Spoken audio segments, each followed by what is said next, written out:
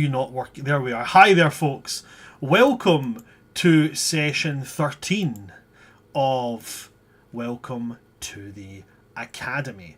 I am, of course, your DM of Doom, Son of Asgard, or World Tree Quest here on Twitch and YouTube. And with me today, we have got my lovely and my amazing cast. We have got,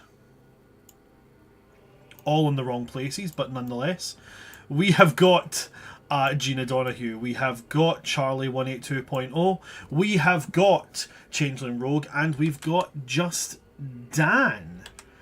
Now, it's been a wee bit since Welcome to the Academy. It's always the Sundays that seem to get cursed. Albeit for the past 2 weeks, every single day has been cursed except Wednesdays.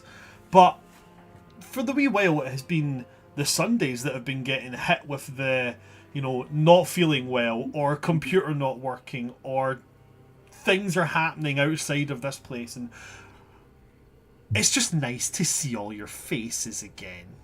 It really is. It's so nice to see you all.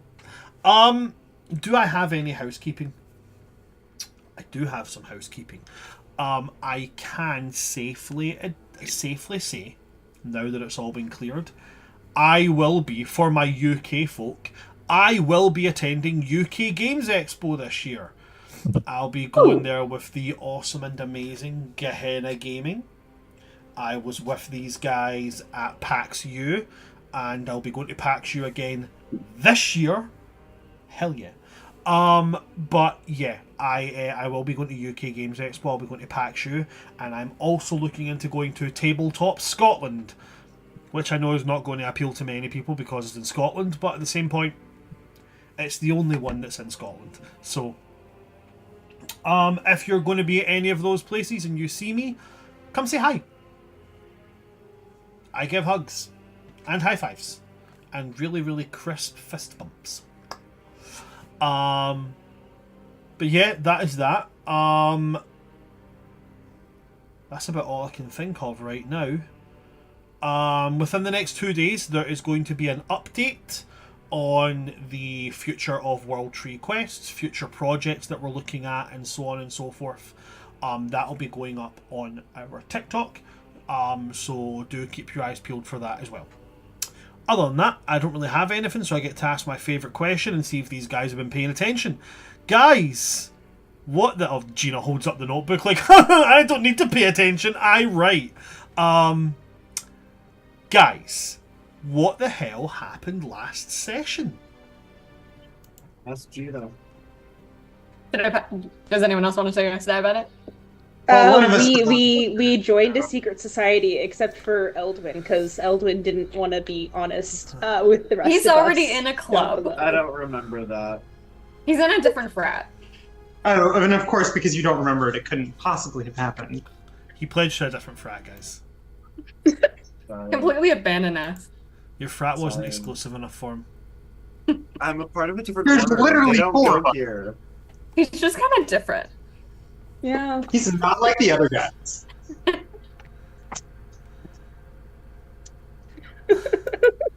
So, what happened last session? Well, we learned that Professor Andras, who's Eldwin's orchestra teacher, is actually super badass. And Oh, was yeah. like the previous leader. He was the previous first of the society. Yes. And he was still supposed to be the first, but we never got his book back to him, so sorry, Andros. And so we got into the mausoleum. We created the new order of the new generation of the Blood and Bone Society. There was a decrepit old zombie in the mausoleum. You And leave Wilbur. Wilbur alone. He's so crazy. We have Wilbur, who was our butler. We learned that Wispy, who's the Janet of the academy, was actually meant to serve only the society. And basically, we have a gigantic forbidden section, basically a library that's just the forbidden section, and then a labyrinth that contains that was supposed to contain an old artifact that Rista stole a while ago that she refuses to return. I know this is kind of muddled, but I'm reading bullet points. Okay, This is what you're getting. right. In summary, we found a secret society, and Eldwin's not allowed. We can also teleport straight here from our. We can get to from here to our from our rooms and to our rooms from here, which is pretty Yes, convenient. That's you nice. can indeed. You can teleport here directly from your dorm rooms. Saves you sick. having to walk past all of those pesky normal people, right? It's gonna be so convenient to get past the Von Zarviches. Well, then we don't have to go sneak into the woods. Yes. You know what I was thinking? It's actually a great thing that we felt that Professor Andrus caught us. Because alternatively, we wouldn't have learned anything that he told us I know. if he didn't catch us. It's almost like I always put things in my campaigns which are only discoverable by failing and therefore promoting honesty, because you never know what you'll get for failing. Oh my god, you did warn us about that. Yeah.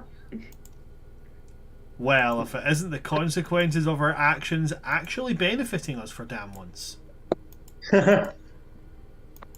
And also, just to add on, the Blood and Bone Society is a magical society whose founding principle is that no magic should be forbidden or unknown, and it's basically the pursuit of all magic, basically completely amoral, good and bad magic.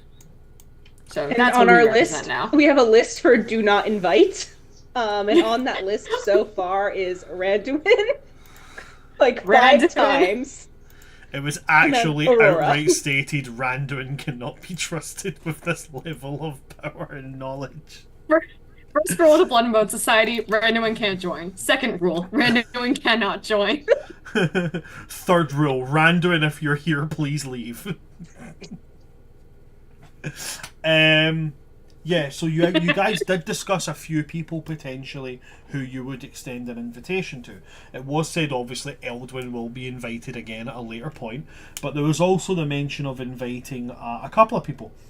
One of them being the one that was most kind of, agreed upon by everybody, was Malekith, which was surprising because that guy's shady as fuck. Hyper intelligent, Cajun, and charismatic. That man cannot be trusted with anything. If watching who in X-Men our- has taught me anything, Cajuns who are charismatic and intelligent cannot be trusted. Who in our team is friends with Malekith? Because I'm not. Kind of. We're working on it. We're working on it. What are my notes on him? So Eldwin has had one interaction with Malekith. That was Malekith reading tarot on him and reading Eldwin for filth. These are my notes that I have. These are my notes that I have on Malekith. Race, charcoal gray tiefling. Likes, Lucian. Dislikes, Rista. That's really weird, because I have it down that he has a fairly decent rapport with Rista.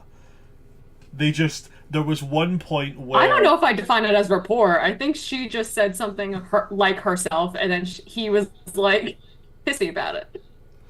So I have noted next to Malekith's name that things that he likes about people he's interacted with, and things that he does not like about people he's interacted with, and he doesn't like Rista's competitive nature. He doesn't like that, but I do have an active points. I know the session we're talking about. It was one of the earlier sessions, and he did like that Rista was.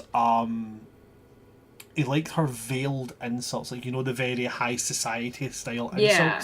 He liked that. He saw through that. When the person I don't actually have noted who you were aiming at, but you aimed one of these thinly veiled insults at someone, and he saw through it, Yeah. and the person receiving it didn't, and he was kind of like, haha, okay, that was clever, that was good. So he likes that. Okay, that's good insight. That's awesome. He likes highbrow comedy. Okay, so yeah, Malekith was the kind of like the top runner for the next person to be invited. Yeah, and then the next person on our do not invite list was, of course, Aurora. Yeah, that one Or was was kind it of no? an Achillea and Constantine thing with Rista being like, oh well, okay. I guess everybody gets one hard limit on who not to Outside invite. of Randuin, everyone has agreed on Randuin. Randuin was a unanimous vote. Yeah, that's Oh, why let's the be- first 3 rules are no random. Let's be clear about something. Rista doesn't want Aurora in the society either. Okay, They're good friends, to know. but Rista doesn't trust her at all. She's like Rista's best friend as well. Yeah. You need to reevaluate your Is stance on it your one friends. of those mean girls relationships where it's like I trust you as far as I can throw you, but I'm gonna keep you close because you're better in my circle than outside of it? Rista suspects that Aurora was like looking around for the society, and Rista enjoys having something over her. Oh, petty. I've Awesome. just put in the Discord game images an image of what Wilbur looks like. I love him. Oh, please. He's wonderful. He's perfect. That's exactly. My God. What a lad. He looks so unproportional. He's exactly 3'5". He needs a new I nose. didn't. What race is he? I know he's Uh, undead, but So I was about to say technically reborn. Before he died, his body is made of the remains of a gnome. do we? Okay, here's a question. Did we ever ask whether we asked Wilbur? Was Wilbur a undead that was brought to life by the first generation of the society, or was Wilbur the original butler who then died and then was brought back to life? No, so you actually did ask this question. You asked it, well, to be specific, you asked him what the fuck he is, at which point he said that he is your butler, your maitre d', your major domo, and your general runaround for your goings-on within the confines of the Blood and Bone Society's domain. It was then that Constantine asked, yeah, but what are you? And he said, a Capricorn. And then it was pointed out that the star signs are different now. And then he went on to explain his name is Wilbur, and that he is an undead. And that the first thing to be summoned by the creators of the Blood and Bone Society, the first thing summoned by Luke Weaveward, the first thing summoned was Wispy. And Wispy was a construct who was created to kind of like help them around the school, and it eventually just kind of blossomed into something else. But he was also made as a way of getting from the Blood and Bone Society's domain and to your dorms without being found.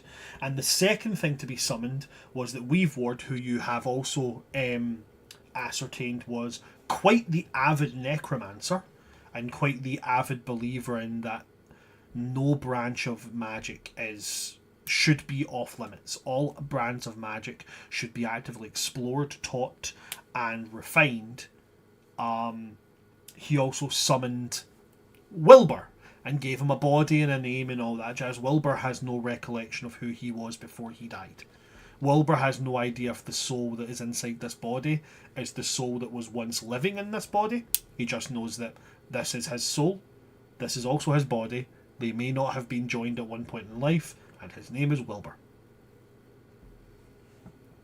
And I forgot that he talks like this. And it started as something different, and then he slowly became Serpentis. And then we just kind of stuck with that. So, yeah. It just would have been so much darker if like he was just the original gang's like just actual living butler, and then he died, and then the gang was like, oh well, we kind of still need him, and then brought him back to life. Well, do you know what, Gina? The next time you want to do that, why don't you run a campaign then? I'm just saying it was darker. I didn't say joking. It was better. I'm joking. No. That is very, very cool. But I wanted there to be something lighthearted. about the creepy kids club that is in a mausoleum underneath a school. Yeah, the Blood and graveyard. Bone Society and the mausoleum filled with endless forbidden evil knowledge and a labyrinth that you can Hey, get forever lost in. Endless forbidden Let's have something magical lighthearted. knowledge. Endless forbidden There's that. magical knowledge. Sorry, Don't amoral, forget I the forgot. vampire chalice. And the vampire chalice. Mm-hmm. You think the vampire chalice is bad? Wait till you see the lich cutlery. In all caps, do not. In all caps, do not drink from the chalice. I did note that. Be careful using the steak knives. Vecna lost a hand. Gods above, don't ever drink from the tureen that's in the middle of the room. You'll accidentally make a That's bargain with the fae. Don't drink Grant? from the chalice that's dripping with blood. Yes, Dan, you were going to ask a question. Yes. So I remember rattling off a list of books that I wanted information on. And Wilbur was very kind to get me a bunch of books, and I started reading them all, but I don't remember what those books were about. Do you remember by any chance? So I did watch it back. You actually didn't specify specific things. You wanted books that talked about the history of you wanted the notes on the history of the society. And then you rattled off a big list of I want them in chronological order, but alphabetical order within the years of chronology and shit. And then Big Constantine stuff. I get, but what I would say to that effect is because obviously Wilbur did go off and do that. So what I would say to that aspect is that before you turn in for the night and such, because Achillea and Rista have already went to sleep, and I believe Eldwin as well. Achillea has not gone to sleep. Achillea was in You guys have Eldwin. that was it. You guys have left the Blood and Bone Society. Eldwin and Achillea are going to meet up. Rista has went back to her dorm room, and you were left alone there. So I guess what I would say is we now go to end of night before long rest kind of thing. So what I'll do then is actually, do you know what? That's a fairly good place to start. What I'll do is we'll start with you, Constantine, and then we'll go to yourself, Rista, see if there's anything you want to do before turning in for long rest, and then we will go to Achillea and Eldwin and see where that takes us from there. So, Constantine, as Rista and Achillea have left the Blood and Bone Society, went back to their dorms, with Achillea then moving off to go and find Eldwin later. Constantine, is there anything in particular you're looking to gain from these books? Okay, yes. So to start, I would like to get just a general kind of overview of the Blood and Bone Society, like history, people who've been a part of it, just kind of to get a feel for that. Constantine is going to be staying up all night and reading. Okay, so that will mean that after the long rest, you are starting with one level of exhaustion. Fair. Remind me what that has again? One level of exhaustion just means that you have disadvantage on all ability checks. Okay. I think while that's not a smart move, it is one that Constantine would make. Because he's kind of a kid in a candy store at this point. So yeah. Okay, so you want history, alumni, all that kind of thing. Yeah, and he's gonna be studying over time. I'm so sorry, I know my camera's all over the place. I'm trying to figure out something. No worries.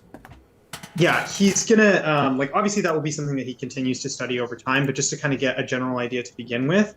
And then were there specific kind of branches of forbidden magic that they taught? So there are specific schools of magic that they do teach. Specifically, there are 4 schools of magic, and this is where we take another little step into Bran's homebrew territory, because I have 4 homebrew schools of magic that you guys can now choose, or at this point, Constantine can choose to explore if he wishes. So, the So the forbidden schools of magic, so to speak, or at least the ones that not everybody learns about, but you know for looking through these books that you have multiple tomes of them here. The first is what do I written it down? Can't remember what I've got it written down as, if I've got it down as Hemocraft or Sangromancy. So give me just a little moment. I have it written down as Sangromancy. So blood magic. The ability to channel magic not through tapping into the weave, but through tapping into the very life force that flows through your blood. People have been known to... This has been used by a lot of practitioners, namely vampires have used this to quite devastating effect. Some of the things that you see here are the ability to, like, manipulate the blood flowing through someone's body, not to alter their mind or mental state, purely physical puppetry, all the way up to causing innumerable pain by actively boiling the blood inside someone, and even to such an extent of stopping someone from bleeding by manipulating the blood flow to stay inside their body rather than coming out. Okay. The second school of magic is simply called Fel. F-E-L. It specifically states that this is drawn from an unnamed ring in the lower levels of the abyss. Completely demonic magic. Fel actively corrupts from the inside out. Breaks down from the inside out. To attack someone with Fel magic is to cause no outward harm, but to break them apart inside little by little. And that's not a break them apart inside as, you know, cripple their mental state. No, it means very literally, I will shoot you in the chest. There will be no physical effect outside, but your heart will start to rot inside your chest. Cool. You then have chaos magic. And chaos magic is as it is defined. It is born from the opposite of the weave. Where there is the weave, where there is magic creation, there is the realms of chaos. Chaos is completely unbridled, uncontrolled magic. Magic in its rawest but also most tempestural form.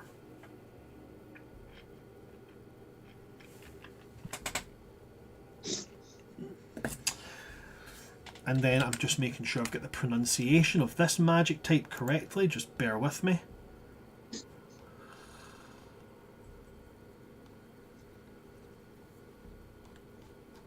Excuse me a moment. Yes. And then the fourth magic, you do learn a certain amount of this, but not to anything within the active exploration of it as its own school. But the active manipulation of time. Not just, I'm going to jump back in time a little bit. Actively manipulating how time flows, how time is perceived, even to an extent of eradicating moments from time. However, it will state that there is almost nothing known about this particular school of magic.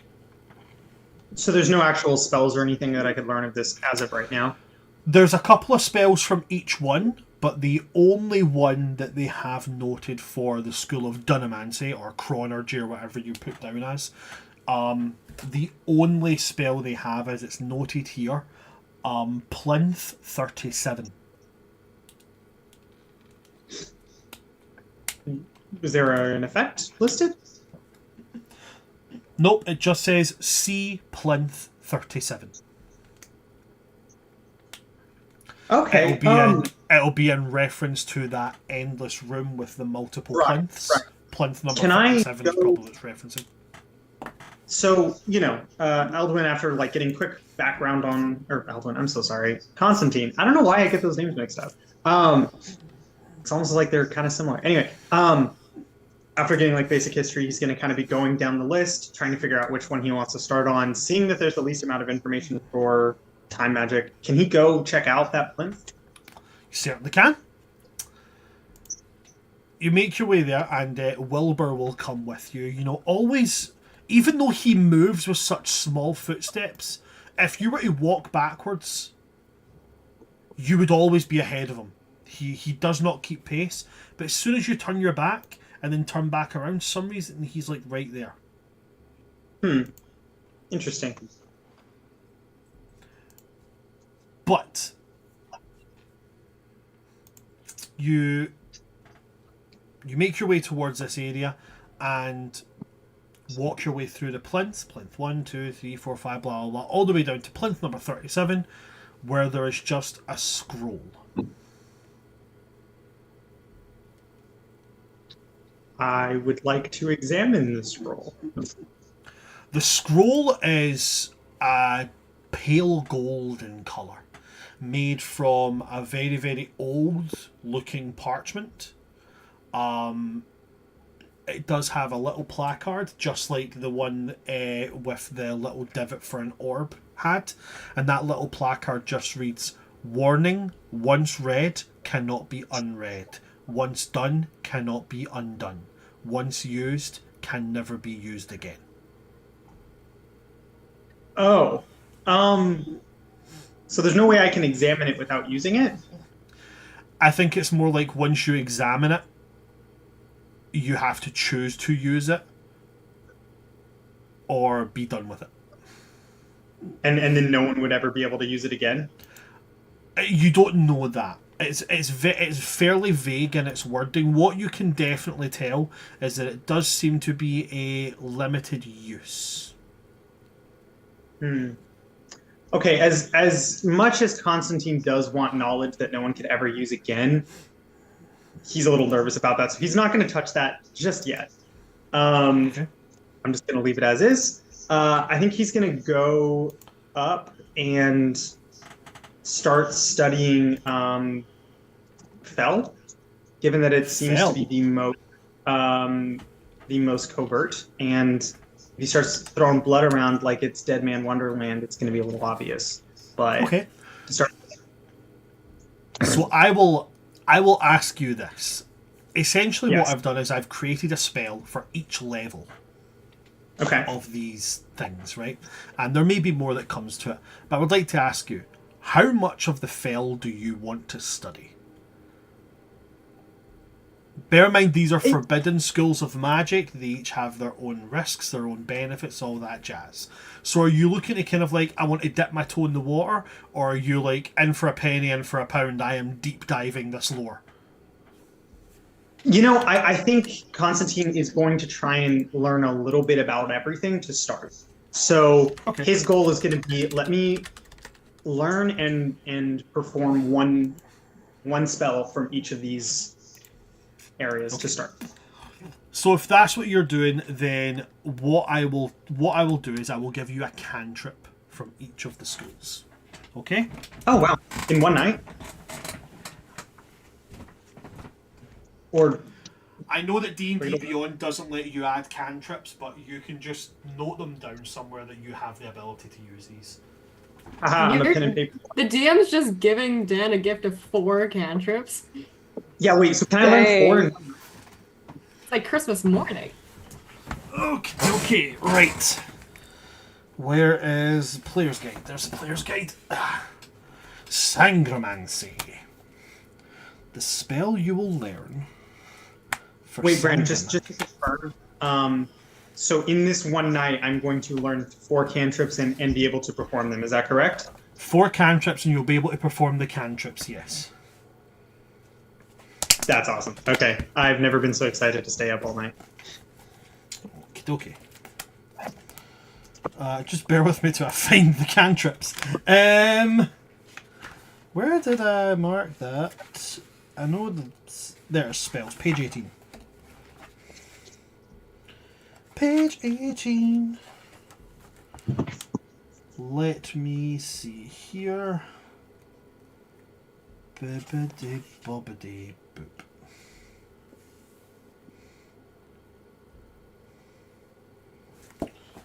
Okay, so that's that one. And then the other ones are located here. Okay.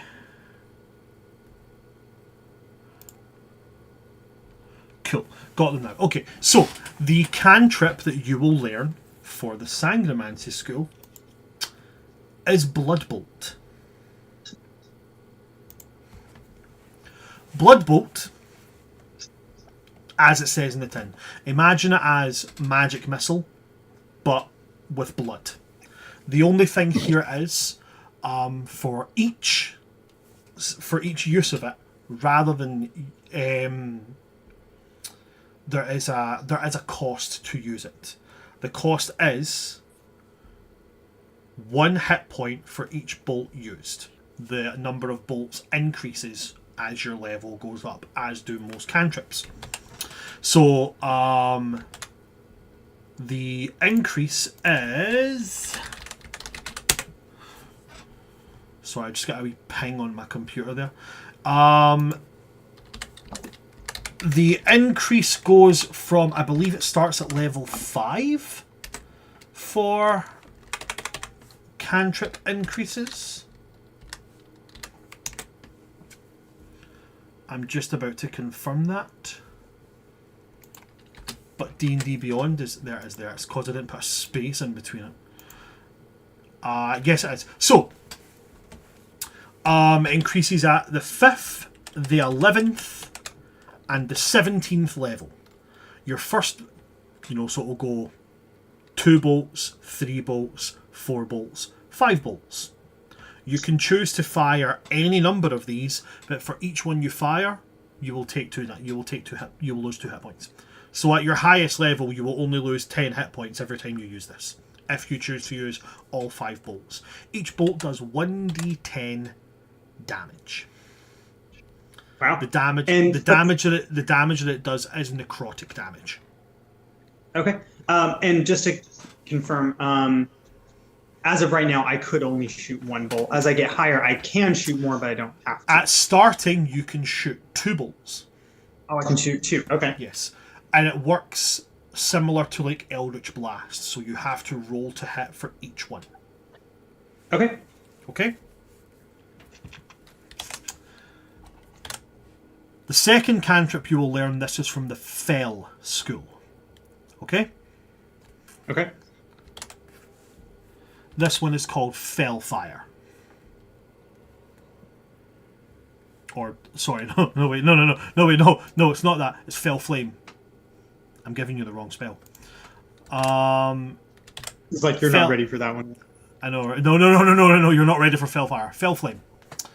Fell Flame produces a small flame in your hand, which you can then, as part of casting it, hurl at an enemy. If it strikes them, it does not do damage immediately, but they have to make a Constitution saving throw at the beginning of each turn.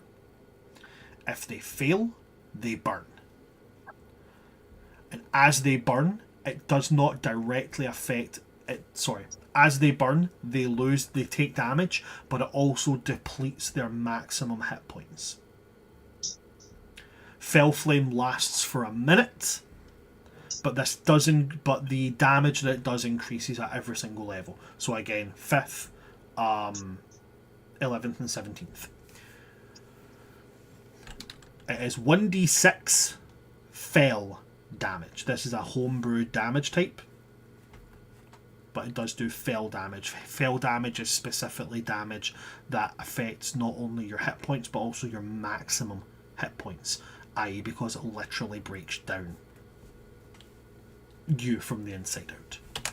I will get a typed up version of each of these sent over to you, Dan. That would be great.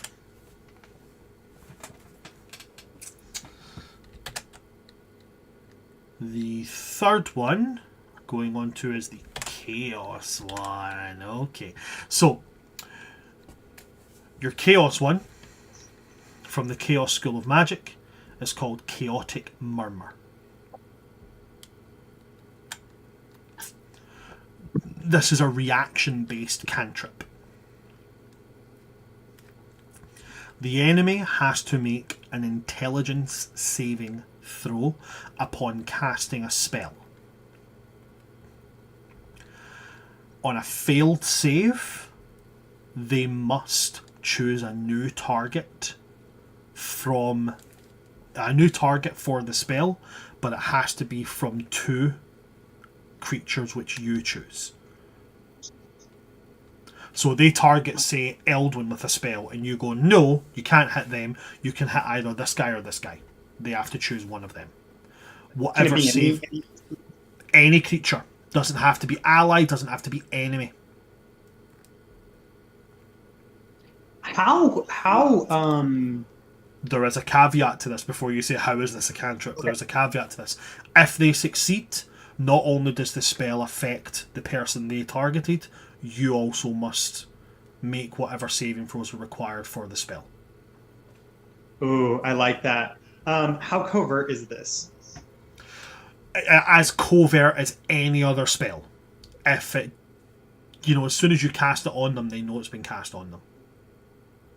Fair. Okay. I'm like let's say I was casting this in a room full of students. Would people notice that I cast it? Yeah, but just because students know you cast a spell doesn't mean they know where it comes from. Like, somebody casting Chill Touch doesn't mean that another person's going to go, damn, that necrotic magic was really, really good there. Like, it doesn't mean they're going to know that's what you're casting. Okay, fair. And the last one is very much along the lines of prestidigitation. Okay, it's an almost nothing spell. It's just called Blip. And this is from the School of Dunamancy.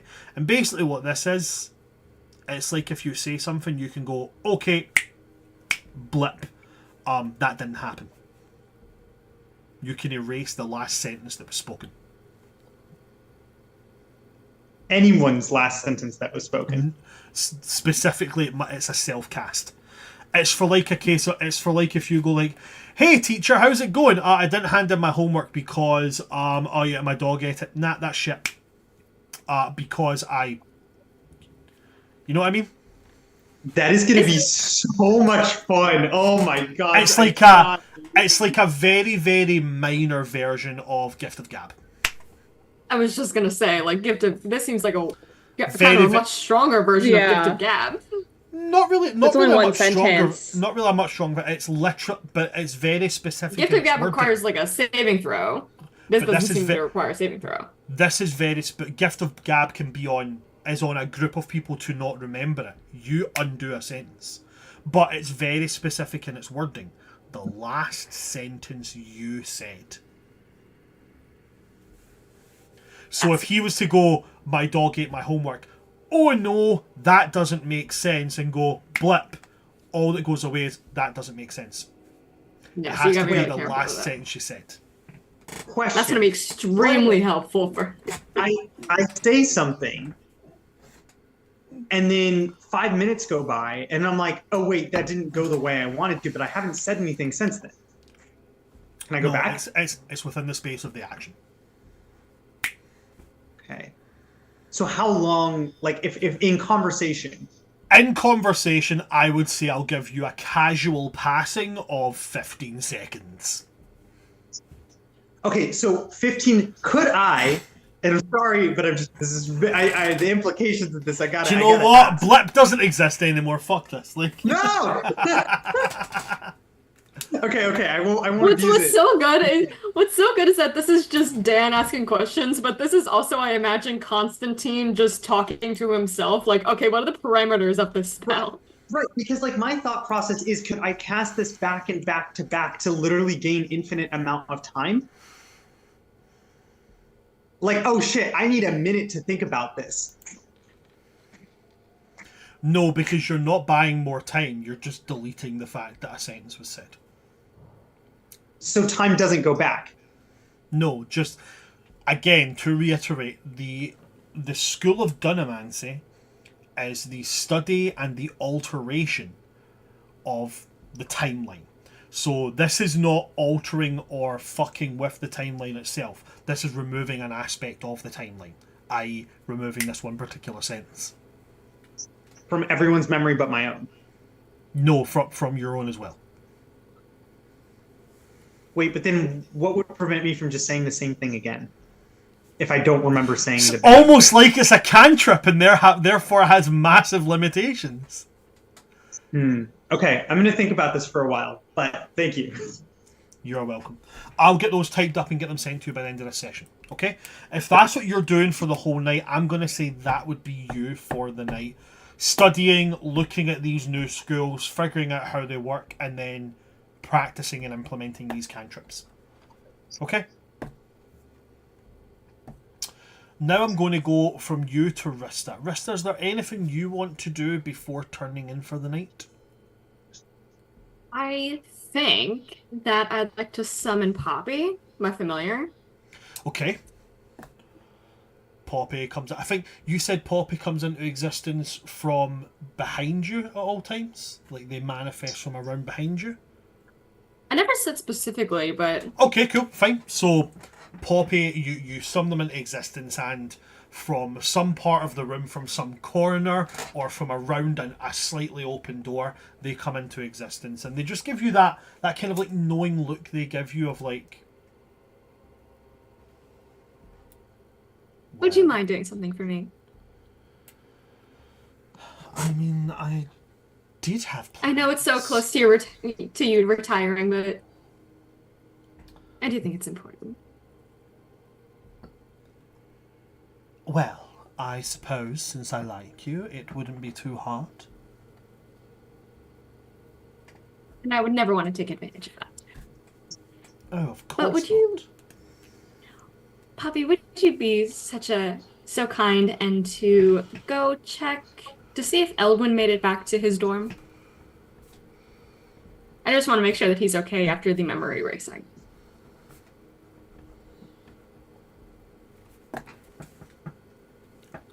I will go and check on them now. And one last thing. If you, on your way, happen to see where Malekith is, I do want to see how he spends his nights. How he spends his nights. Wow, wow, wow. See if he's up to anything sneaky. But Yeah, I he do. was being a sneaky boy. I want to see if he's sneaking around. And I also stress to Poppy that stealth is a priority. I don't want anyone to see her sneaking around. Okay. So that like gives her disadvantage or something. Like that's what I want. No, I don't think it does. I think foxes are fairly stealthy, so I think she'll be all right. She slinks off out the door and makes her way to go and examine these things. Is there anything else you would be doing? That's all I want to do for tonight. I have plans for tomorrow, but for tonight I'm going to bed.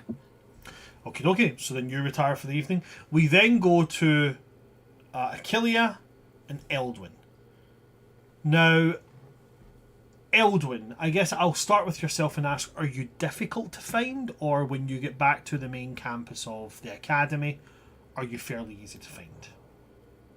Yeah, it's fairly easy. At the end of last session, we did a sort of, he gets back, goes to the library, goes to the science professor. But at this point, he'll probably just be in his dorm waiting for Achillea to see him.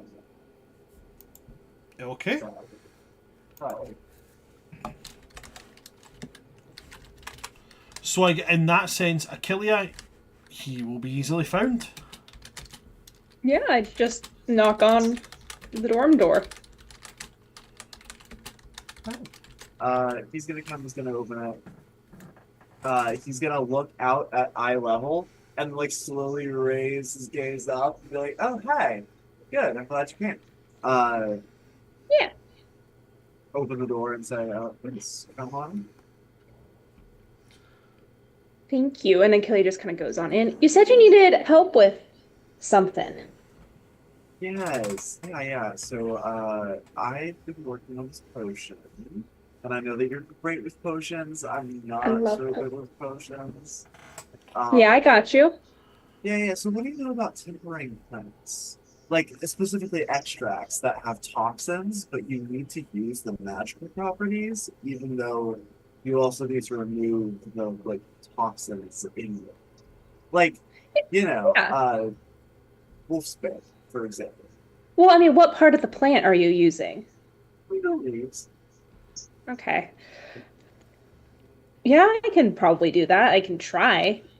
Haven't worked Yeah. with that a lot, but So that would be a nature check for you. So I will ask you, in your complete level of expertise about your own character, how likely is Achillea to have worked with Wolfsbane before? I think she knows what it is and Mhm. has a concept of how to work with it. I think she's more likely to have worked with like Nightshade before than Wolfsbane, Okay. if I'm going to be completely real. Uh, but I think she has like a theoretical idea of how to do the process. She just hasn't used this particular plant before. Okay. She hasn't really Okay. needed to use this particular plant before. Which is absolutely fair enough. Within the Feywild, there are so many different magical plants that something as arbitrary as Wolfsbane. Wolfsbane only really has two uses. One being a poison, and the other being, well, a particularly lesser known use. So I guess in that sense, what I'll get you to do is... could you roll me a nature check, please? Yeah, absolutely. I'm going to cast guidance on myself. Of course. Can I use the help action here? I would say yes, I will allow you to use the help action. Okay. Sweet. That helps. That helps a lot. I'm glad. That turned the 3 on the d20 into a 10 on the d20. Woo! Way better. But that'll be an 18 with guidance and nature. An 18 with guidance. Okay. So.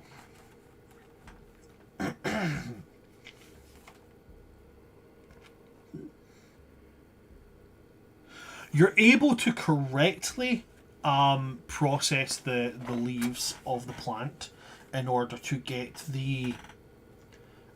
separate the parts which are toxic and the parts which you see there's not a lot of benefits to them, at least not in the sense of how you can see it. Once you take away the fact that it's venomous, you can't really see what the minor properties of this plant do. From your perception of it right here with an 18, the small benefits this plant would give you to just general health can be easily achieved with much less effort by utilizing other plants. Do you need like vitamins or something? Because like there's easier ways to go about this. Oh, no, this is just... I don't know what it is about this plant specifically, but it has some sort of hidden properties, something latent that you wouldn't expect. Oh, fair enough. I mean, probably dispose of the toxins, unless you have an enemy you're planning on using them on and haven't told me about. Well, as tempting as it would be to slip into Constantine's coffee next time we come by. No. I don't think that'll be good. Do you mind if I take it? Obviously not, but... I mean... No. Cool. I don't know what I'm going to do with it. I just want it. You can mark down in your inventory you have one flask of Wolf's Bane poison. Great. Give a human or another mortal a nasty stomach ache. Or if you know a werewolf that needs a right good seeing to. Have you ever wanted to give your friend a small stomach ache? Have you ever wanted to completely debilitate your lycanthrope friend? Why not do both with the one flask?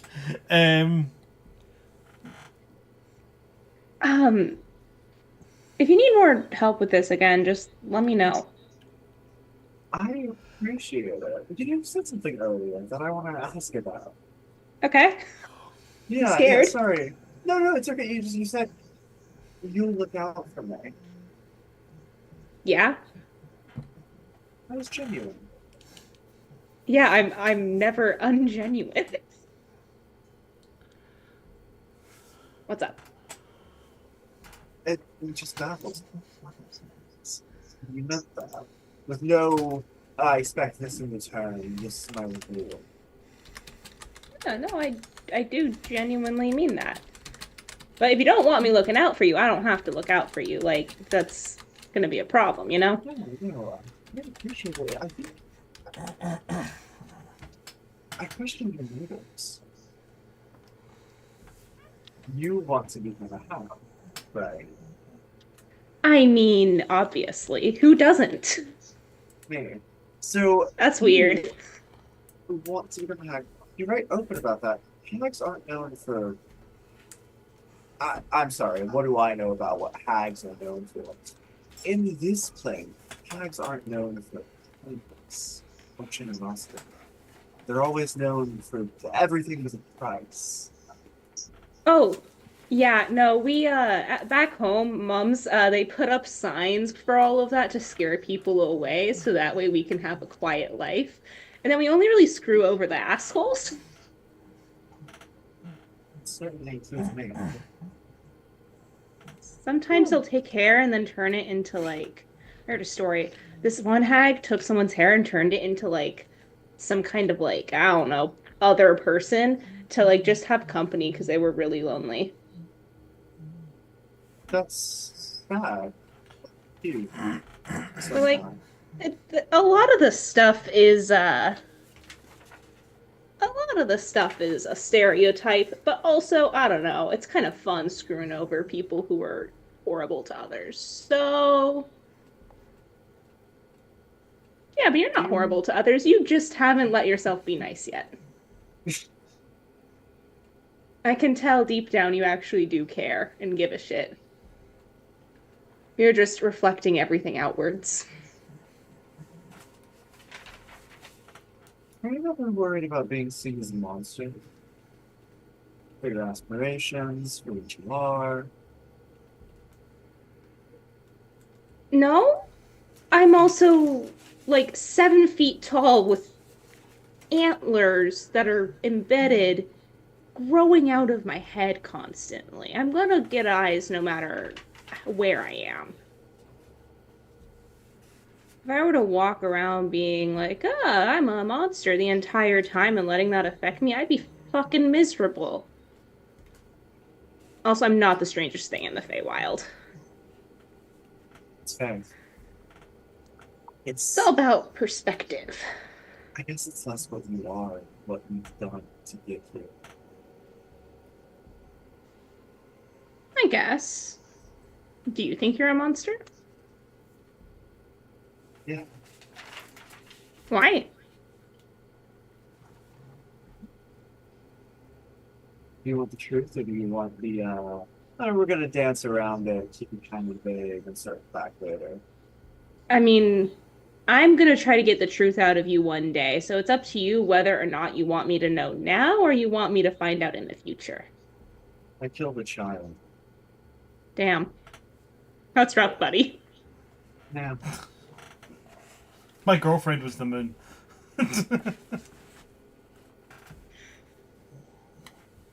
That you okay? Like that's heavy. I faced my own sort of divine punishment for it. Did you do it on purpose or was it an accident? Sort of both, depending on how you look at the situation. Oh, that's fascinating. Well, it was self-defense, so in that aspect, it was purposeful. Okay, so you're a monster for killing someone in self-defense. Child. And you are also a child still. There's an argument to be made if that's true, but if I am a child, and I have killed in the same way that they did, how am I not the same as they are? I mean, are you the same person? No, I don't think so. And she was weird and creepy, and she had a Do you have the same like philosophies on shit? not purposefully. Well, that's a fun one. Okay. So you kill to stay alive and you think you're a fucking monster. Okay. Plenty of people have killed someone to stay alive.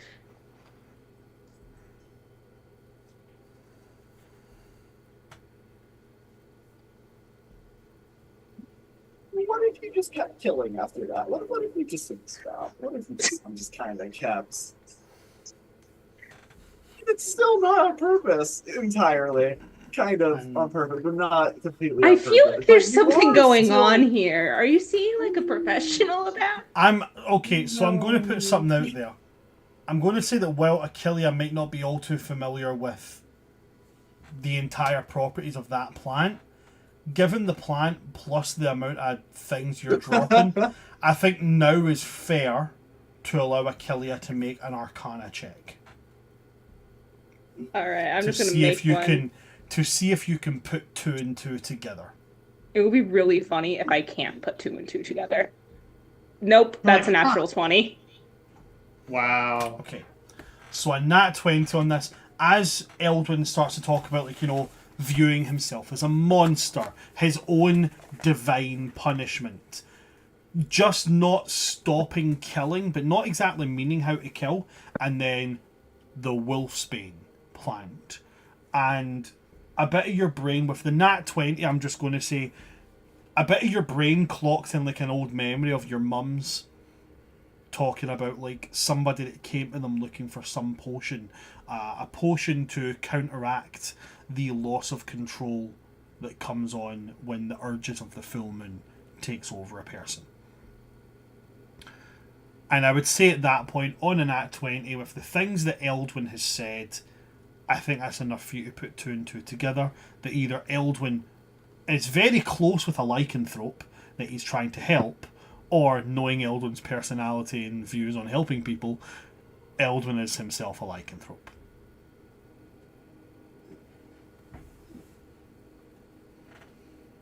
Turn into.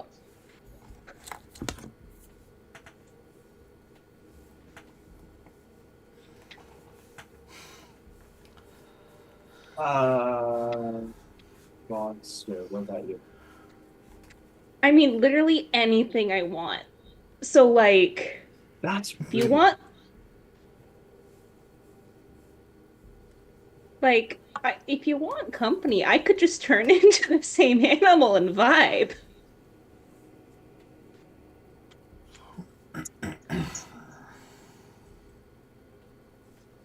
It's not.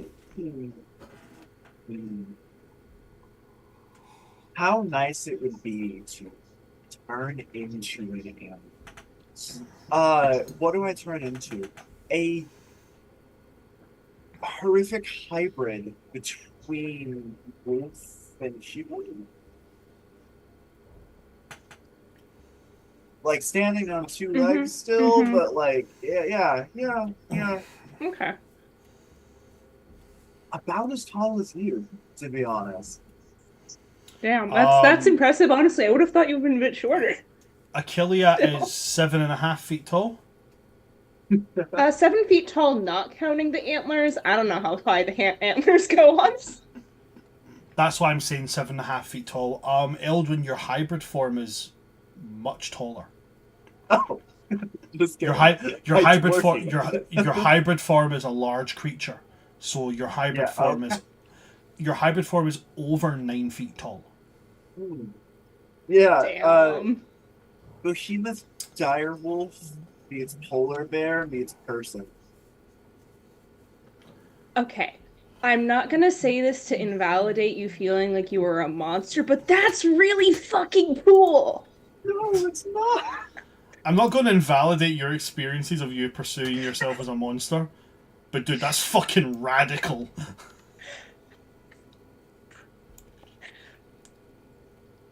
As a druid, that would be really cool to turn into. I understand as someone who's not, choosing to do that, it's very not as cool.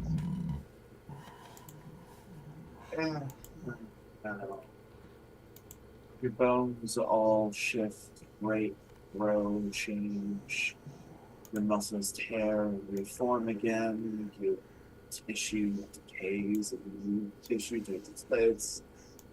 The mess. Oh god, the mess. The worst part is, I don't even know what's happening. I'm not even in control. I just go through extraordinary amounts of pain and then wake up covered in blood with most of my stuff destroyed. So, it's not exactly... Yeah. Is it something you'd ever want to, like, get rid of, or just keep using these potions for? I've never used one of these potions. Ah. This is definitely something I'm looking to get rid of. Problem is, okay, so on one side, the lycanthropy, and that's like constantly eating away at me, and it's making me want to be more wolf-like and a little more monstrous, and like, you know, at first it starts off real gradual. I used to like my steak medium well. Now I like it medium rare, but it gets gradually worse and worse. Wait, you used to like your steak medium well? That Maybe makes you more are of a monster. than anything else. Yeah, So that's far, horrific. all you're doing is pointing out benefits here. Are you sure Well, this now isn't my making steaks are you rare. So my steaks aren't just rare now. My steaks come with bone and fur attached. So That is objectively worse, yes.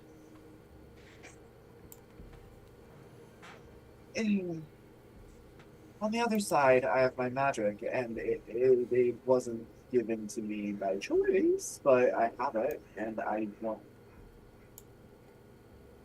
I feel like one wins out. Either I grow my magic capabilities, and I'm able to get rid of the lycanthropy, or the lycanthropy starts to win, and I become a dumb brute who doesn't use my magic anymore, and it's just okay. I see. So you're going to let these two things that you didn't have control over define you to yourself. Is that a trick question? So the answer is yes. Okay. That doesn't change how I see you. Well, yeah, because you're a weirdo. Thank you. You're welcome. It's why I came to you. I mean, that and your exquisite knowledge of potions, but you know what it's like to not fit in.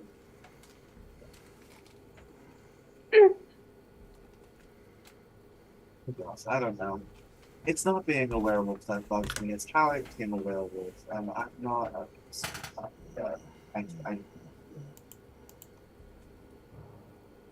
Do you want to talk about it?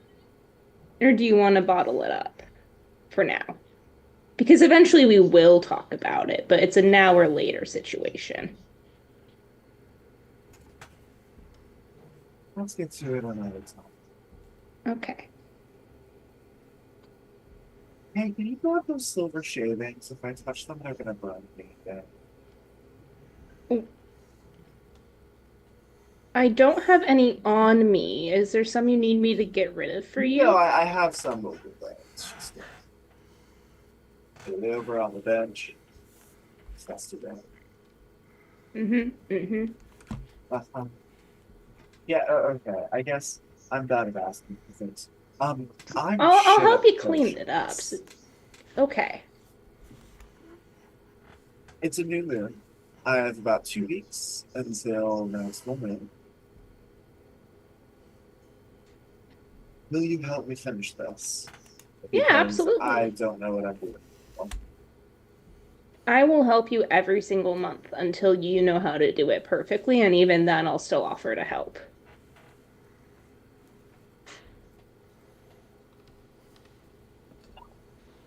Never mind. Okay. Great. Yeah, well then, let's see what all we can do. Yeah, and I won't tell anyone. I appreciate that. There are some secrets that I have and I don't know how to share yet. So Well, I am honored you were able and chose to share them with me. this one. Let's start slow. Yeah. I think this is actually this. I don't think I have any other massive skeletons in the closet. I have a skeleton in my closet. A real one. A model. His name is Manfred. Named him Jeremy. I call mine Megan Fox the Juniper's body. It's spring. Okay. I think that at that point, like they're gonna work on the Wolfsbane potion together for a little bit, and then Yeah. that's it.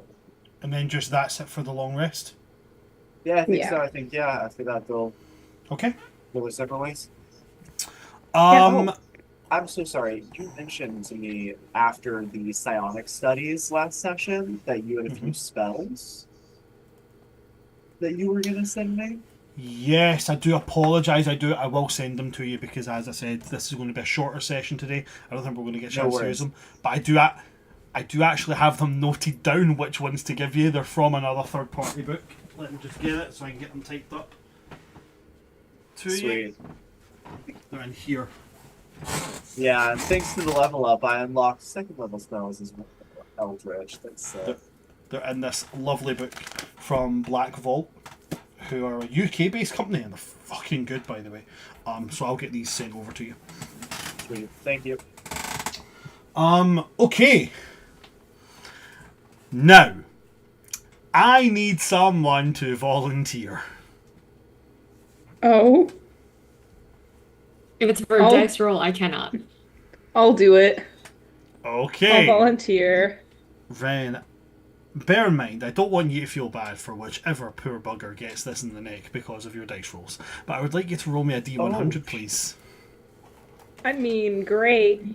I have As a to player, I love I'll this, have but to as a roll one character, at I'm the end scared. of my long rest anyway. Okay, The choice 95. of words. 95. 95. Who gets this in the neck? That's a.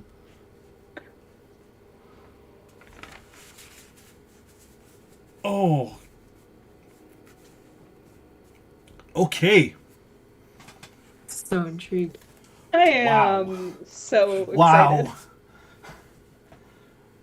Not even an NPC you've met yet.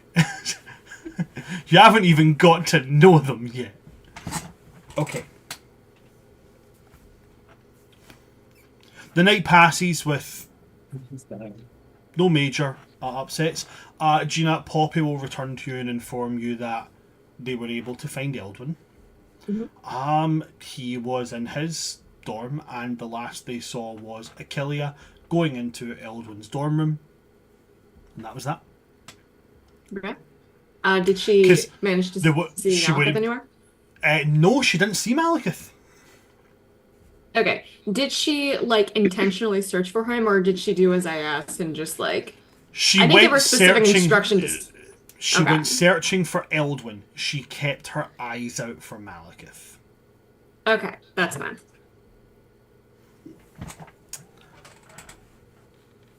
Going into The other Oh. D100 I'm always supposed to roll at the end of a long rest was a 98.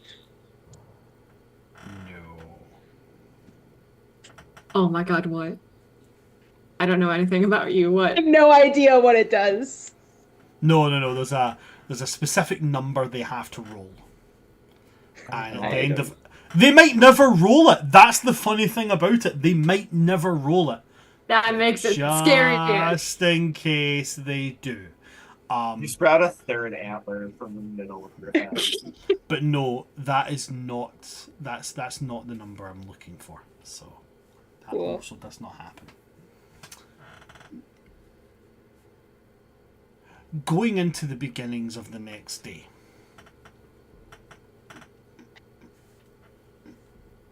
you each have the morning off before going into your afternoon and then late afternoon class.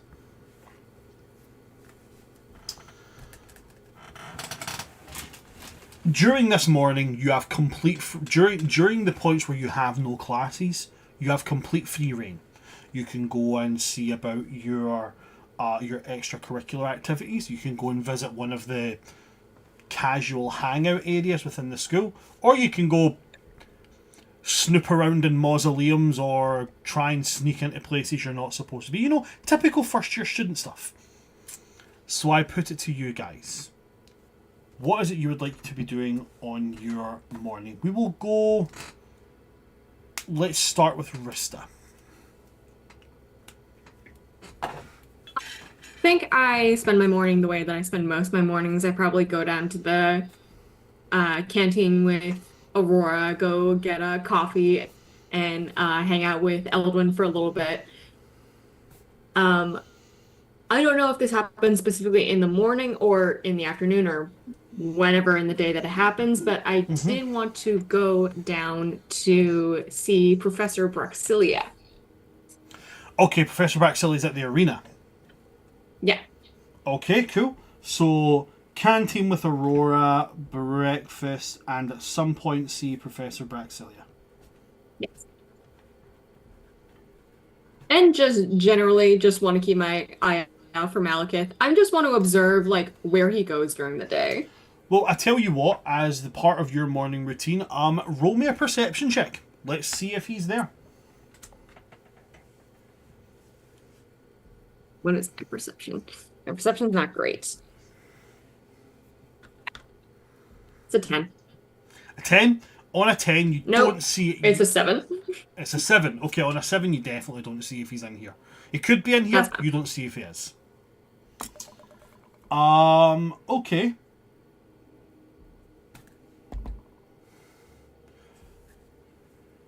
With that being the case, you and Aurora get breakfast. Aurora is fairly distant this morning. Oh, did you not get a good night's sleep? You're not as talkative as you usually are. Oh, sorry, you will have to forgive me. I received a letter from my father last night. Oh my gosh, is something wrong? It depends on how you perceive wrong. Father has been invited to the ball that is happening. He is an alumnus of this particular academy. Of course. And you're not excited? Excitement and my father are not something that often go hand in hand. Brain, what do I know about her? What do I know about Strahd? Would I know anything about Strahd? So this is the thing, outside of the Shadowfell, nobody knows nothing about Strahd. Okay. So I really don't know anything. Nobody knows, unless you have been there, which at level, even that you guys being at level 3 right now, no chance you've been to Barovia and made it out. Bear in mind that, so for talk's sake, when you go to Barovia, you're stuck there until you manage to somehow kill Strahd or become more powerful enough that he gives you permission to leave because you're that much of a problem. So you're talking level 15 before you begin to become a pain to him. Okay. So, yeah, at this point, none of you have been to Barovia. Okay. And I say it back to Aurora. I feel about it at this point. I say to Aurora, well, I know that you haven't always talked positively about your dad, but do you think are you worried about him causing a scene at the dance? My father causes a scene simply by... Well, I would say breathing, but he does not breathe. My father is... Let us say... stuck in his ways. I do understand that. I come from a whole society of stiff people. It can be exhausting when you bring in new ideas. I know it's. But let me tell you.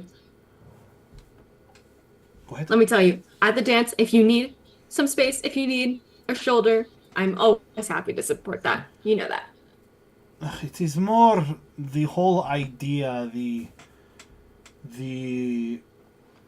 barbaric ritualistic nature of, somebody has to escort you. You must escort someone to the ball. I cannot be. I'm not one for it. Literally, as she says that, somebody comes up and goes as if to ask her, and she puts her hand up and is like, I would honestly rather drink from a beholder's tentacle. And they just kind I of got that person a light shoo away. Be gone. Be gone, peasant. Okay. That's good for me. There is something I'm going to roll now that we are in the point of this ball being a thing that looms over. I'm going to roll.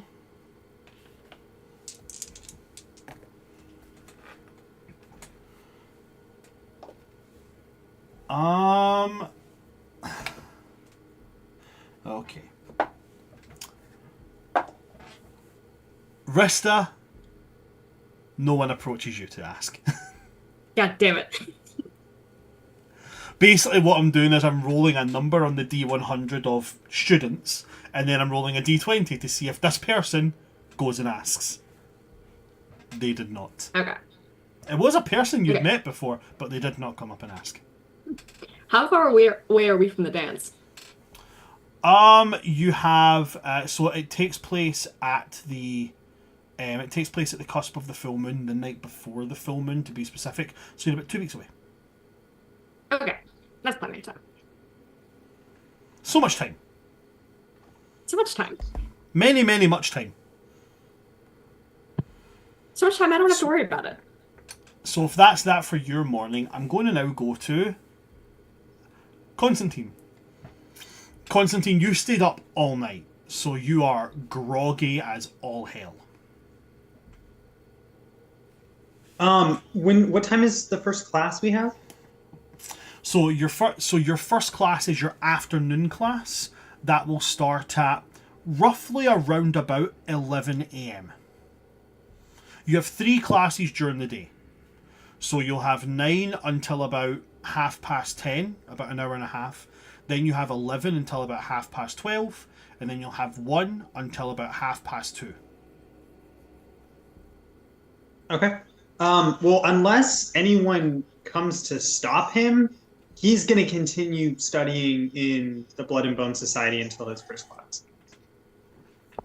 So if anyone were to come in and interrupt, like, he would talk to them, but, like, unless any of the 3 people, or other 2, I guess, he's just going to be in there the whole time. So I guess in that case, I'll put it to the party. Was anybody intending on going to the Blood and Bone Society? Not today. Okay, cool. I wasn't, case, but if I do notice that Constantine isn't around, I'm gonna have Wispy send him a message saying, "Go get something to eat." okay. So at some point in your study, Constantine, Wispy's going to pop up and go, "Hi there, I am Wispy. I am your..." I didn't write down the message, fuck. They say their welcome message, and then I keep meaning to do it, and then I never do it, and then it always, because of how fast Wispy speaks, it always goes out my head. Wispy pops up and goes, "You have an incoming message from," and then in Rista's voice, Rista St. Clair. Rista St. Cloud. Get something to I eat. don't know why I keep going St. Clair. Fuck!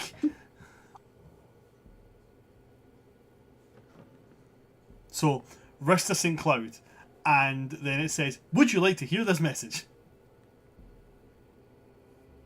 Yes, I suppose I can take a break. Rista, your message. Get something to eat. What time? Do you have a response?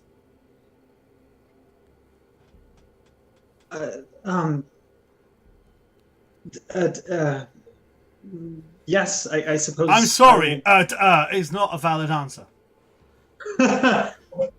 Yes. Oh wait, no, actually, yes.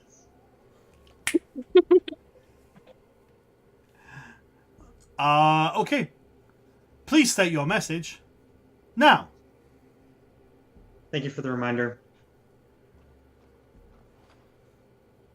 Thank you for your message. In order to get rid of Wispy, just say, thanks for your help, Wispy. Thanks for your help, Wispy. It disappears. And then Wispy pops up in front of you and delivers the message from Constantine to yourself, Rista. You can just imagine on a day-to-day. You can just imagine on a day-to-day basis, just dozens of Wispies popping around, just sending messages to everybody. Wilbur, is Wilbur around? Yes, Master Constantine. Oh, please, Constantine is more than formal enough. Do you know, were there any provisions for food in this place, or do I have to go back to the cafeteria? I do believe at one point we did have I can't get over how much it sounds like Serpentis now because I can't get it out of my head. I do believe at one point we had an active place to create and maintain food, but I may need more help. If you'd like, I can look into... And he kind of grins and goes, recruitment. Could you explain a little further? Well, we have a certain attachment to a graveyard, and we have many, many bones available. All we would need is a fairly capable necromancer. I will get back to you on that. I don't think I would be that just yet. I suppose I'll go to the land of the If living. you'd like, I could procure you a necromancer. How would you do that? Well, there are plenty of students in the school. A good bonk on the head and, well... Wilbur, are you suggesting kidnapping? I would never suggest kidnapping any of the students of this fine academy. But hypothetically speaking... You know, I'm glad to know we have that as an option. But I think I'll pass for right now. Oh, well, if you're sure. Constantine is going to thank Wilbur for his time, and honestly, he very well might have missed class if not for Rista's message. But after that, he's kind of glance at the clock and be like, I should probably, get into a somewhat presentable state before going to class. So he's going to go back to his room, shower, whatever the equivalent in our place is, grab some food and get ready to head out. I mean, he's still groggy. He looks even less put together than he often does. But he's really just for once, he's actually a little bit not really as into class as normal because he kind of just wants to get back to his own studies. Okay. That'll take you up to the beginnings of your first class. So we'll then go to Achillea. What are you doing in the morning before your first class? If anything. I think Achillea's gonna switch up her normal morning routine and head on down to the cafeteria, but of course with her own beverages because she likes making her own tea in the morning. Of course. And I think she's just gonna kind of vibe there for a bit before heading on out towards just kind of going under a random tree and just spend some time with the trees. Okay. Just spending time with the trees. Yep. It's gonna be like a lot of just talking to the trees and like a lot of nonsense. Okay, when you say talking to the trees, this is very, very... This is needed. Can you actually talk to trees? No. Okay, cool. Do you know how to speak with plants? If I do, I don't have it prepared. I don't know that yet. Okay. In that case, what I'm going to ask you is, could you, and please just run with me on this, right? Okay. Could you make me an insight check on the tree? Yeah, sure. Insight, that's a 15. Okay. Because you can't speak with plants, 15's not going to be enough, I'm afraid. So, Great. the tree is behaving a little bit weirdly, but you can't really figure out why it's behaving weird. But branches are definitely moving of their own accord in some kind of fashion. But you can't really make out what it's trying to tell you to do. And I think half of it too is just reciting things that she needs to study, as like just, and that's probably giving the tree weird vibes. Tree's just like, I'm sorry. When you said that the trees are acting weird, my first thought was, are the trees mad at Achillea?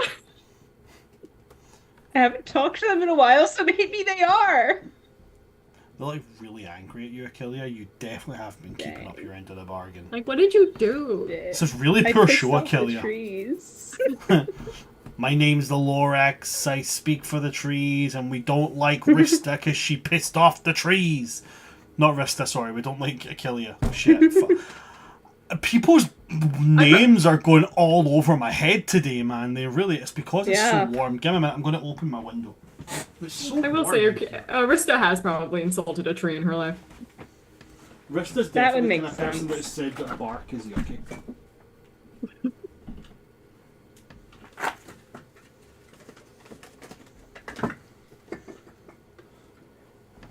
There we go, that'll let some air in.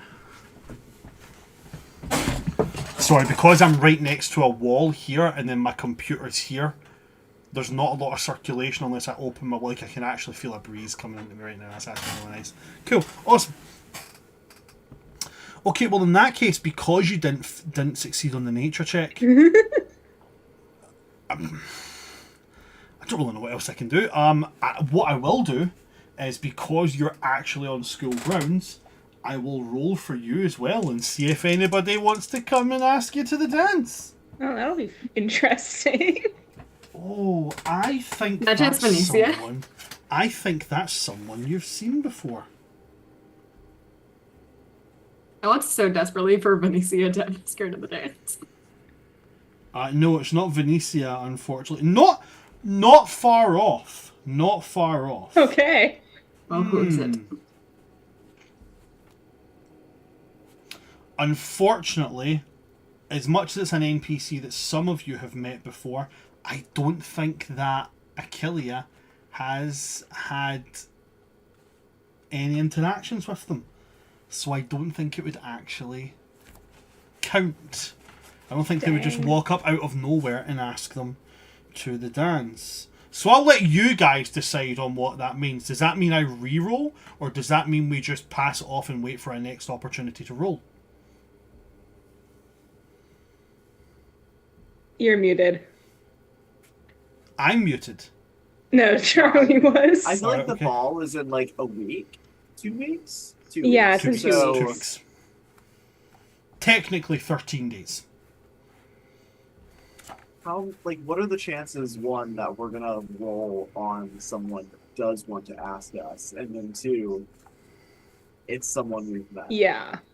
What are the odds of Yeah. that actually gonna be? Like, we might just want to take it when, if someone's coming to ask, cycle Yeah. through till it's someone we know, and then So I'm only doing this as a way of, like, interaction. You guys are also able to go and ask people, by the way, if you want to. yeah, I thought that might be true. Okay, so we're just Yeah. taking it as the person that was rolled is not compatible. Or, I say not compatible. That's not the correct term. They haven't had enough interactions that they would consider just walking up. Hey, we spoke like once for 5 seconds in a class. Do you want to go at the ball with me? Like, It would be so funny if someone like that went up to Achillea, though. I'm not gonna lie. I don't You know, actually I think was thinking Achillea that, like- has spoken to them, even once. I was wondering, like, wouldn't that be a thing? But I'm thinking, like, no, that's probably a more middle school thing where someone just walks up to their Yeah. crush. Not, we're like a little older. We're older than that. That's not So- kind of a thing.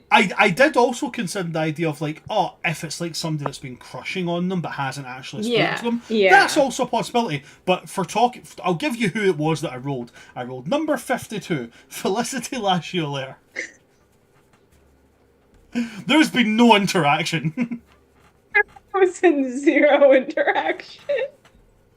That would have been You didn't funny. even know about her and Rista's relationship. Would she know that Rista hated her? Maybe. I maybe, but that's a big maybe. That is a big It's a maybe. It's a yes if Achillea can understand Rista's subtext. I'm saying like, oh, Felicity, oh, I love her. Roll for subtext. I'm kidding. I think it's safe to say that in this particular occasion, there's no credibility towards Felicity Yeah. walking up and asking Achillea out. So we will take that as that doesn't happen, and we move on to the next scenario. So funny. That's fair. So we go to Eldwin at this point. Eldwin, what are you doing in the morning before your class? Working. Okay, sorry, no. So I am going to be at the coffee shop. He gets there at 6. Has everything ready and open by 7. You know. But honestly, you know. Okay, new person, guys, new person. So the first person you interact with, number 84, is everybody's weird guy that eats coffee grounds. As you're going to interact with, dressed in his all black uniform, orders as usual, very, very, very, very dark, very strong coffee, and he also wants the grounds that were used to make the coffee as a snack. As you interact with Woden's Day. Then going to number 42, you interact with everybody's favourite Circle of Spores druid. Number 42, Venetia, comes up, orders a 4-pump caramel vanilla triple shot unicorn crappuccino or something like that. They're definitely one of those people. Or no, actually no, they don't. They just order like kombucha. Kombucha. Oh, That's wow. absolutely, Hold on, yeah, hold on. yeah. So what I that just is heard absolutely is the that kind of person there. She walked up to the menu with her little mushroom staff, looked over it, and then went, yeah, can I get the double frappuccino with the 4 pumps of caramel, 6 pumps of... Oh, on, and then went, actually, you know what? Can I just get a kombucha? After he wrote down the entire order. Do you know what? Yes! Absolutely. That's the And kind of person and this she is. didn't do it in like a dick way. She did it in a genuinely, You know what? No, I'm okay. you I know think what? I'm You know gonna- what? No, that's too much work for you. Can I just get the kombucha? And you're like, I already wrote it all fucking down. Yeah. No, that. Yeah. Right, okay, cool. Eldwin That's has the the lead. telekinetic feat. There's literally like cups and whipped cream canisters floating behind him, like already working on assembly. No, Anyway, it's too much work for you. it's like, okay. And then after that, there is the person that comes up this time is. You could be forgiven for thinking that they are a Triton. Pale blue skin, but the lights, you know, like that way, like when you're in like a swimming pool and it's, you know, late at night, but the lights are still on, so that you see those kind of wavered lines that are the reflection of the water, the light bouncing off the surface of the water. She seems to have that dancing behind her eyes. Her hair looks like it is permanently wet. But she doesn't leave a trail of water behind her or anything. And the thing that gives her away as not being a Triton is that despite the fact that they live mostly in water, Triton don't have webbed hands or feet. They have almost like fin-like protrusions on their elbows and the back of their legs, but they don't have the webbed hands and feet. At least not to the extent that this girl does. She has like the creature from the Black Lagoon webbing. And she walks up, and when she speaks, she speaks like the classical depiction of like a mermaid or a siren, where it's almost like 2 or 3 voices overlapping. Do you know what I'm talking? Do you know the kind of effect that I'm talking about? Yeah. I always reference like Mystique and X-Men and like the original X-Men movies. Yeah. So she speaks with that kind of voice, and she's going to come up and go, Do you sell water? That is a mighty complex order. Ooh.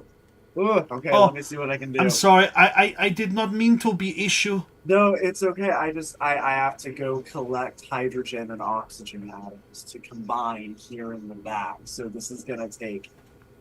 It's gonna take a minute. He's gonna go over, dispense a cup of water, and hand it to her. She takes a cup of water, she looks at it and goes, "That was very impressive." Thank you. Yeah, that machine conjures it straight from the elemental plane of water or something. I don't know. She hears that and she looks at it and she's like, "Is it a portal to the elemental plane of water?" Will you tip me more if I say yes? I do not know what tip means. Is it to give hint or advice? Yeah. That is typically what a tip means. Here's a tip. Very careful with the lightning storm that gives you. Water and lightning. Oh, I am aware. I have been in sea storm before, and lightning hit, and Yep. very dead. Are you also familiar with the effect of storm on water?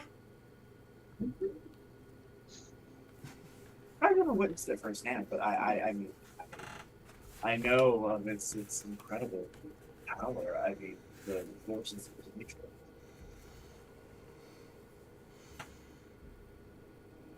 You are a nice person. I have decided. She frowns at you, and she's like, "You are a nice person. I have decided." Okay. She will take a sip of the water, smile, and then she'll just walk away without paying. I mean, it's water. Oh, wait, hold on. Do they charge? Do they charge for? Hold on. Do you charge for water in America? Generally you charge for the cup, so like 32 cents or something. I don't know. I've been to places where I was like, "Can I have a cup of water?" and they just gave me a cup. If I left. Kinda you're a depends decent on the human place. Being, but policies Right, okay. usually. Yeah, for me, I only charged if I didn't like the person. Because in the UK, it's against the law to charge for water. Because it's like a necessity. Yeah. If it's like I get if it's like a to-go cup. There's no, yeah. Not like even at a then. restaurant or something, you don't charge for water. Even then, you cannot legally charge for water in Scotland. But in Scotland, our water is like ridiculously filtered. So what you get in a bottle of water is what you get out the tap. They're the same thing. They have to go through the same filtering process. So if you filter water through a tap in Scotland, you get what you would usually get in a bottle.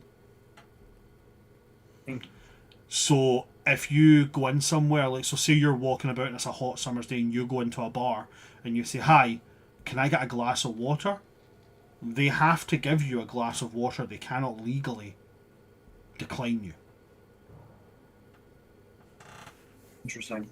Yeah, in the U.S., you can look at someone and go, "No, do I die?" Actually, and that's Yeah, just no, fine. I literally So I've gone to places where they're like, "Oh, well, we don't have cup, like we don't have a cup of water, but you can buy a bottle of water for $2." And I'm like, "I'm not doing that." And I'm like, "Oh, Yeah. you guys don't have a cup? You don't have a cup? You don't have a sink? Really? You're just trying to upcharge me for a bottle of water? Get that out of here." Absolutely, Anyway, get to fuck. but anyway. she walks away. He's fine with it because this is a magical world. Maybe it is a portal to the elements plane of water. Why are we charging for water in Magic World? Eldwin If it is does now. come from the elemental plane of water, that's even more wild because that means it's infinite. Basically. And therefore we find the link to Nordic myth where Thor drank half the ocean. Okay. Is there anything you do after your morning? 10 a.m. shift change happens. Eldwin leaves, starts making his way to his class. He's looking out for just anybody he knows, anyone from roll the to see crew. it. Gonna roll to see. Is it someone you know? It's not, unfortunately. It's not someone you know. But let's see if they're a secret admirer. Let's roll a D100. Yeah, is it in this person's character that they would just go up to someone and ask them on a That's date? what I'm about to roll. I'm going to say right now, I'm going to roll a D. Actually, do you know what? I'll roll a D20. If I get a nat 20, this person will come up out of the blue. Hey, I've seen you around. You seem fun. Do you want to go to the ball together? Let's see it. Random would 100% it's a do 14. It's a 14. Unfortunately. Oh, pardon me. I'm burping a lot today. Damn. Unfortunately, nobody is secretly crushing and stalking you. Their loss. No, but is there? Who do I run into? So if you're like wandering around, just you've got about an hour and a half until class at this point. Oh, actually, no, not an hour and a half. You would have 2 hours to class at this point. Yeah. So you've got about 2 hours till class. Wandering around, you could bump into any number of people. Let's roll a D100 and see if you bump into anybody or anybody new. 46. 46. Is 46 anybody?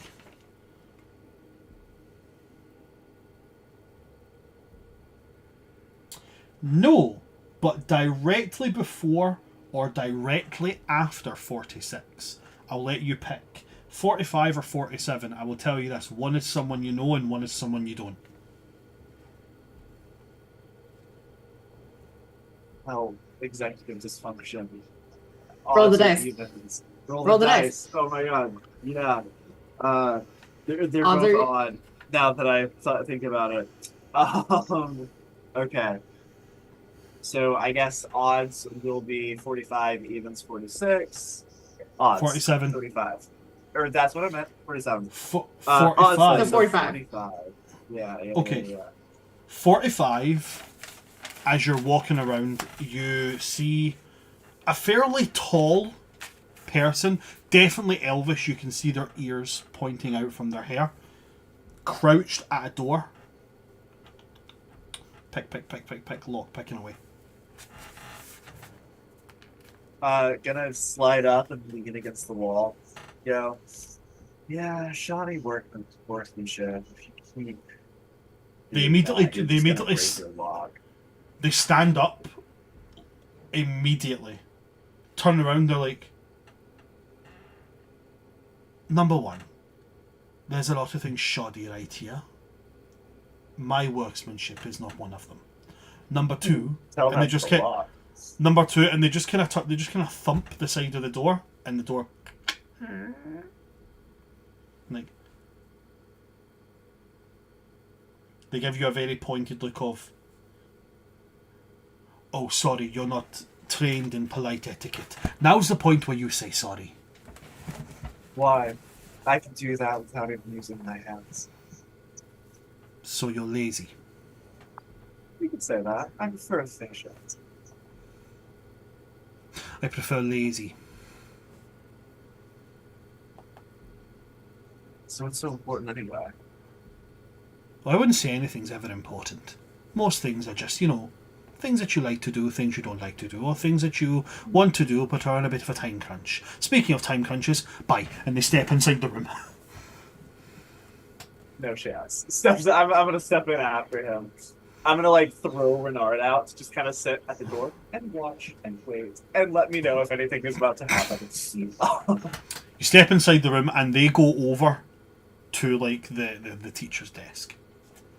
and they go to one of the drawers and they kind of take out a long, like a bowie knife. Open the drawer with it. Nothing. So they go, right. And then they reach on the back and they pull out like a brush, but like the type of brush you would use for like calligraphy, like the one type you would use for like Eastern Asian writing, one of those brushes. And from their belt, they pull out 3 small pots. And they start on the inside of this drawer, and they chuckle to themselves every now and again. They catch you and they go, "Well, keep watch on the door then, will you, man? Jeez." I have eyes on it. You said your marksmanship wasn't shoddy. I'm approving it firsthand. And there's like a solid 3 or 4 minutes where they're just scrawling every now and again, dipping the brush and going back to it. And they go, "Right, done." And they slam the drawer shut. And as soon as they slam it shut, there's a faint outline of magic around the seam of it. And they turn around and they'll look at you and they go, "Run." And then they just peel off, sprinting. I mean, I followed this far. I'm just gonna keep following. Okay. You follow them. They go out, they immediately hike a left, right down the end of the corridor and a left again, but they stop at the wall, back to it. And they kind of, as you follow, when you run around, they just kind of grab your hand and pull you next to them. And they're like, "Shh." And there's just like a solid 30 seconds, 40 seconds, 50 seconds of nothing.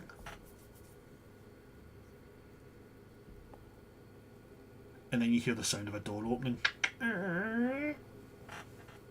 Somebody going in, typical little, you know, whistling or humming, dum dum dum dum dum dum dum dum, talking to themselves, kind of thing. And I was like, and open the drawer, and then all kinds of noises, and sounds like somebody set off fireworks. And this person just starts laughing. They like fall to the ground, holding their gut, laughing.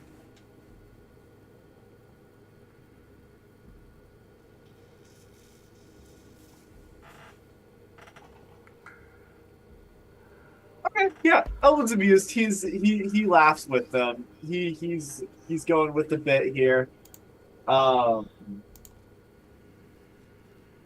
He said, "Okay, not so shoddy workmanship.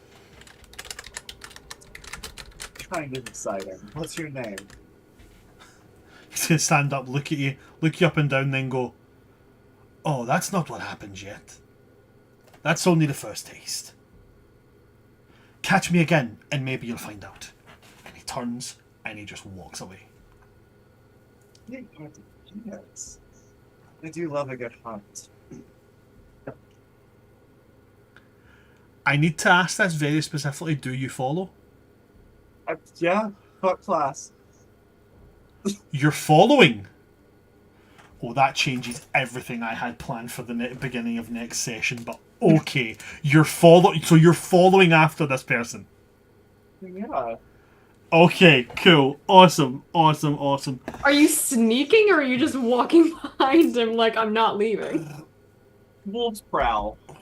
At this point, that will take you to that'll take you guys up to the beginning of your first class.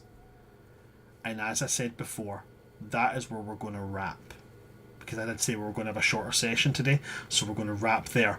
Now, what I am going to say, so that's completely thrown me off. I was going to give a cutscene. There's no cutscene anymore. Because we're going to start next session with that shenanigans right there.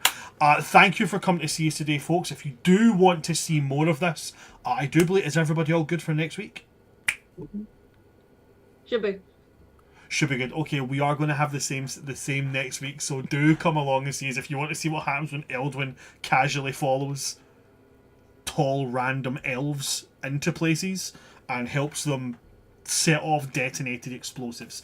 If you like what you've seen here, albeit short, but if you like what you've seen, come and see our other shows. They are all on our Twitch page. You'll be able to see the full catalogue of what we've got available. If you do want to go and follow our social medias, please do go check out our YouTube, our Twitch, and our Blue Sky. All of them at World Tree Quest, where you can gain all kinds of information on what we have coming and when it is going to be coming, and new things that are going to be popping up as well. Do keep your eyes peeled for that. Other than that, I don't have anything, so I'm going to pass to my players and allow them to shamelessly plug themselves and whatever they might have. We're going to start with, do you know what? We're going to start with everybody's favourite lover boy. Charlie, anything that you would like to plug at all? I am everybody's favorite one. Yeah. Absolutely. So at some point in the near distant future, Vlaakith is gonna kill my character in our Friday night campaign here. I think I'm joking. I'm already unconscious. We're dealing with a lich who's like been around for how long exactly? Like, she knows to take out the healer Thousands first. of years. She knows to take out the healer first. I'm done. I'm boned. I'm out. But if you want to watch it happen, keep an eye on the channel on Fridays, 6 p.m. CST. We will be here doing that. It's going to be a great time. Other than that, yeah, please come back next Sunday to witness the repercussions of my actions. Thank you very much for that, Charlie. What about yourself, Gina? Anything that you would like to plug at all? Not at the moment, no. Just catch me here next week. Not at the moment. I like that. I like that. Okay, not at the moment. Thank you very much, Gina. What about yourself, Ren? Anything you would like to plug at all? Tomorrow at 7 p.m. PST, catch me on Twitch at Dice Versa Studios. We're in the middle of trying to track down Grisat, who's trying to pull a Tharizdun right now. It's stressful. We're in the end game here. Who knows how long it'll be. And then I also am running a discount on commission, so I have something to do on my spring break. If you want 15% off of art commissions, you can head on over and to just my Instagram, Changeling Rogue, and I have info up on that. Fantastic. Thank you very much for that, Ren. And last but not least, Dan, anything you'd like to plug at all? No, I am going to be struggling through midterms next week, so that'll be my primary focus. Okay. Well, if that's it from our players and that's it from me, well, that's it from us. Thanks for coming to see us today, folks. I've been your DM of Doom, Son of Asgard, or World Tree Quests, here on Twitch and YouTube. With me today, we have had Charlie 182.0, we've had Gina Donahue, we've had Changeling Rogue, and we've had Just Dan. From all of us here at World Tree Quest, good night, stay safe. Always follow the tall, hot elf. I don't think it needs to be said. Also, don't pull a finny, which seems like the opposite, but you know what I mean. Good night, folks. Good night.